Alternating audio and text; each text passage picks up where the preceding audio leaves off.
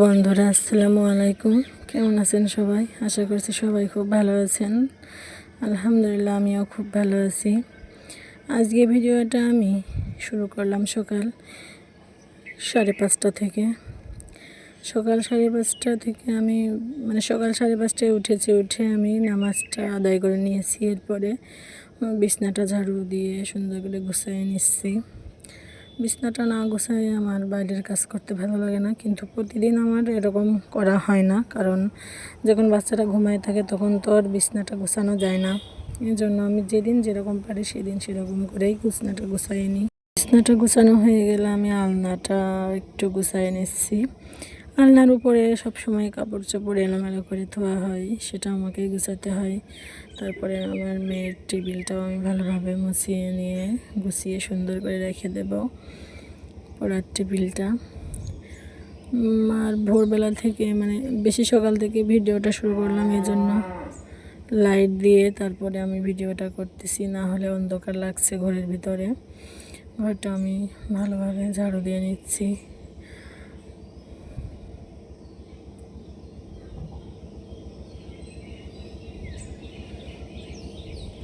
ভালোভাবে ঝাড়ু দিয়ে নেওয়া হয়ে গেলে আমি অন্য জায়গায় চলে যাব।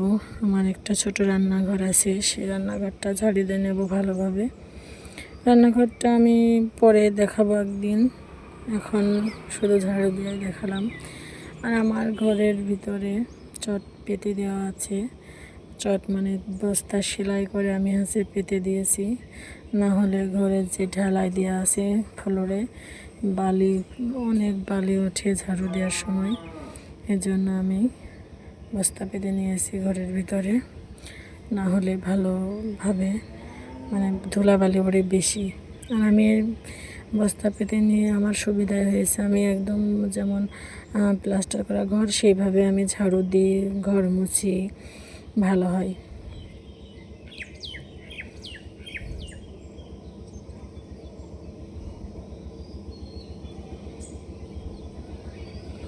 সেটাও ভালোভাবে আমি ঝাড় দিয়ে নেব।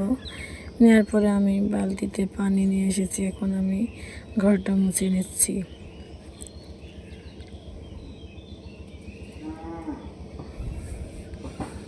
তো ভালোভাবে আমার ঘরটা আগে মুছে নিচ্ছি, কারণ আমার ঘরই বেশি, এই তো এই সামনে পিছনে। এখন আমি আমার ঘরটা মুছে নিচ্ছি, তারপরে খাওয়ার ঘর মুছবো, বারান্দা মুছবো। সবাই সাথেই থাকবেন বন্ধুরা, আমার চ্যানেলটাকে সাবস্ক্রাইব করে দেবেন। আপনাদের একটা লাইক আমার ভিডিওটা অনেক মানুষের সামনে যেয়ে পৌঁছায়। প্লিজ একটা লাইক করে দেবেন আর চ্যানেলটাকে সাবস্ক্রাইব করে দেবেন। আমার খাওয়ার ঘরটাও মোছা হয়ে গেল, রান্নাঘরটাও মোছা হয়ে গেল। এখন আমি বারান্দাটা মুছে নিচ্ছি। দেখতে যেমনই মনে হচ্ছে ময়লা ময়লা, কিন্তু ভিডিওতে এরকম ময়লা দেখা যাচ্ছে, সামনে থেকে কিন্তু পরিষ্কারই লাগে। আর যখন আমি ঘরটা মুছি তখন হাঁটতেও ভালো লাগে। এই আইডিয়াটা দিয়েছিল আমার ছোট ননদ। অনেক ধুলা উঠতো, বিছনায় লাগতো, নিজের স্যান্ডেল পরে আরও হাঁটা লাগতো, ভালো লাগতো না। তো একদিন আমরা বসে বসে ভাবলাম যে এখানে কিছু পারা যাক। তখন আমি একদিনে সেলাই মেশিনে চটগুলো সেলাই করে একদিনেই পেতে দিয়েছিলাম। যেদিন আমি চটটা পাতি সেদিন যে আমার কত ভালো লাগছিল, আমি বলে বোঝাতে পারবো না। অনেক দিন হয়ে গেল, প্রায় 3-4 বছর হয়ে গেল এই চটটা পাতা, এজন্য একটু নোংরা নোংরা দেখা যাচ্ছে। তবে যখন পেতেছিলাম তখন কিন্তু খুবই সুন্দর লাগছিল দেখতে। কথা বলতে বলতে আমার বারান্দাটা প্রায় মোছা শেষ হয়ে গেল।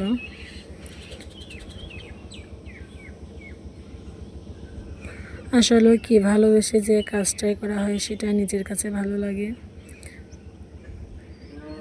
যখন আমি পানি দিয়ে ঘরটা মুছি, বারান্দাটা মুছি, তখন দেখতে একটু কালচিটা কালচিটা লাগে, কিন্তু যখন শুকায় তখন কিন্তু দেখতে খুবই পরিষ্কার লাগে, সাদা লাগে।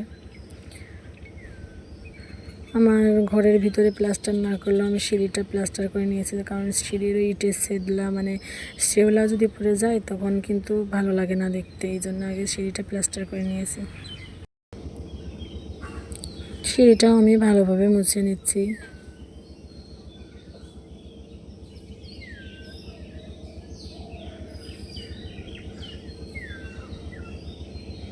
প্রতিদিন না পারলেও আমি একদিন পর বা 2 দিন পর ঘরটা মোছার চেষ্টা করি, কারণ এখন যেহেতু গরম পড়ছে, ঘর দোর ভালোভাবে না গোছানো রাখলে ভালো লাগে না। আর সকালবেলার কাজের সাথে যদি ঘরটা মোছা হয়ে যায় সারাদিন কিন্তু অনেক ফ্রি ফ্রি লাগে। ঘরটা মোছা হয়ে গেলে আমি উঠোনটাও ভালোভাবে ঝাড়ু দিয়ে নিচ্ছি। ছোট্ট একটা উঠোন আমার, মানে ঘরটা যখন করা ছিল না তখন উঠোনটা খুব বড় ছিল। এখন এই ঘরটা করার পরে অনেকটাই ছোট হয়ে গেছে উঠান। তবে বৃষ্টির কারণে মাটি যখন ধুয়ে যাওয়ার একটা চিন্তা থাকে তখন আমার শাশুড়ি বস্তাটা পেতে রাখে। আমি ঝাড়ু দিতে দিতে অনেকগুলো উঠাই ফেলেছি, আরও অনেকগুলোই আছে, কিন্তু যখন বৃষ্টি হয় তখন আবার দেওয়া লাগে।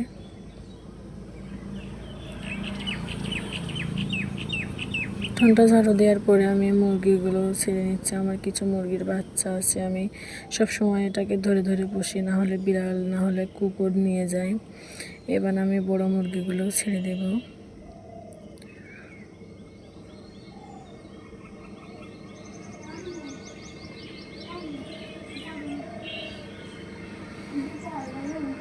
তারপরে আমি রান্নার কাজে চলে আসলাম বন্ধুরা। এখন আমি রান্না করতেছি মুগ ডাউল দিয়ে মাছের মাথা।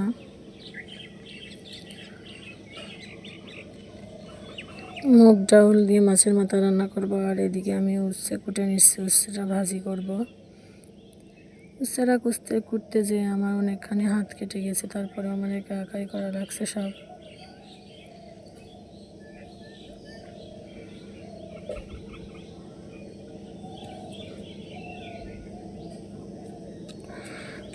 সবার যদি ভিডিওটা ভালো লাগে বন্ধুরা আমার পাশেই থাকবেন।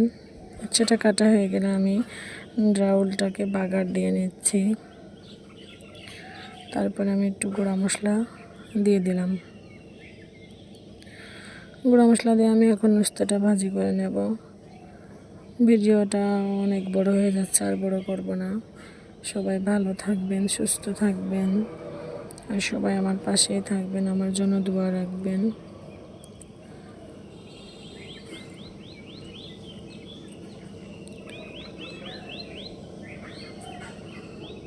আমার কাজগুলো যদি ভালো লাগে সবাই কমেন্টে জানাবেন বন্ধুরা। আসসালামু আলাইকুম, সবাই ভালো থাকবেন।